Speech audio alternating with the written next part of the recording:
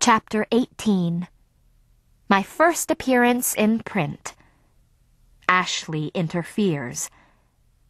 A midnight visitor. A quatrain.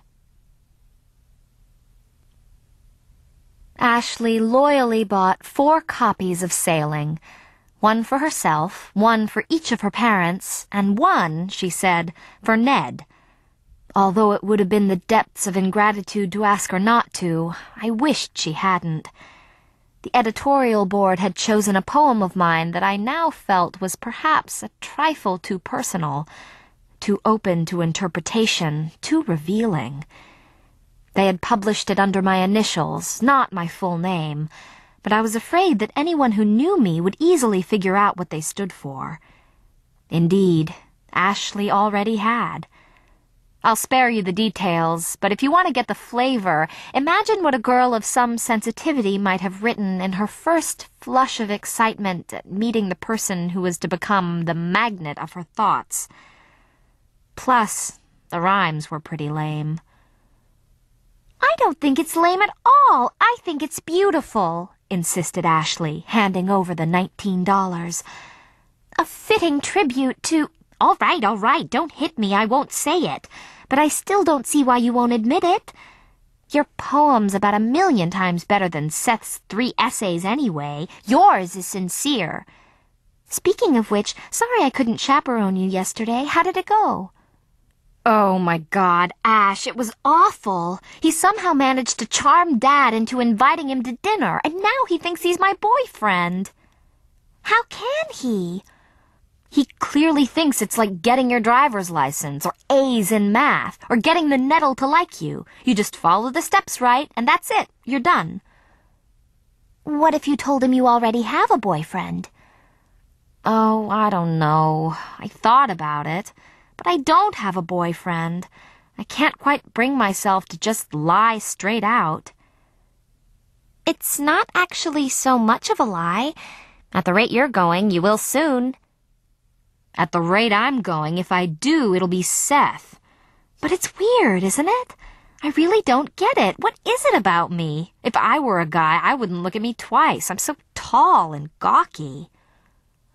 "Don't say those things about my best friend. You're beautiful. You look like a model, only not weird. You don't have that overgrown grasshopper thing. And you're more approachable. You have this quality of agreeableness that guys find, well, agreeable. You go along with things. What you need is for the right one to give you something good to go along with."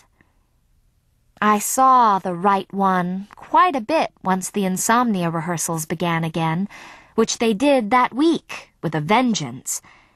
There were, after all, very few weeks left until February 2nd, opening night. But he gave me nothing but measured politeness, with the occasional smoldering look.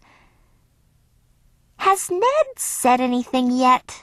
asked Ashley one evening, absently scratching Juniper behind the ears. He was no longer a kitten, but a rangy young cat.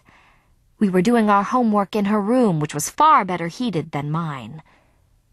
"Has Ned said anything about what?" "You know, has he explained himself? Has he declared his intentions? I thought he would have by now. I gave him a strong hint last week." "Ashley, you didn't. What did you say?" "I told him he'd better get moving if he didn't want to miss his chance because you had a serious suitor." "Ash, I'm gonna kill you. How could you do that?" "I'm sorry, but I just couldn't stand it anymore, watching you wait and wait. The suspense was driving me nuts, too." "But Ashley, I keep telling you—" "Oh, never mind. It's pointless. I think I'm gonna die of embarrassment." I buried my head in my hands and moaned. "What did he say?" I asked. "He didn't say anything. He's as shy as you are. But Pa asked me if I meant that guy from the literary magazine. I said yes. How does Pa know Seth? You never told me they'd met." The humiliation! I wanted to kill Ashley. But of course, it wasn't really her fault. since she didn't know how I felt about Parr. I tried to feel glad about that.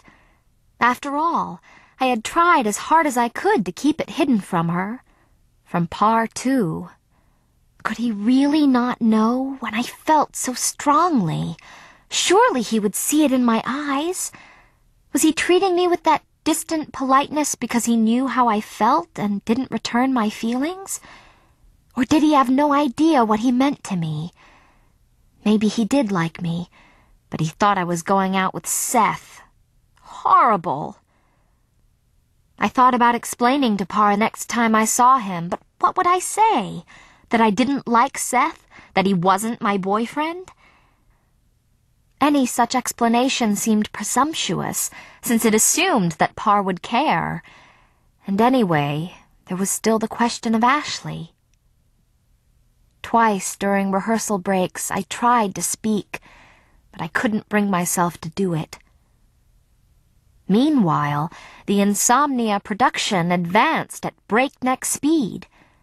Mr. Hatchick, the Fourfield art teacher, set the entire sophomore, or rather fourth form art class, to work painting backdrops.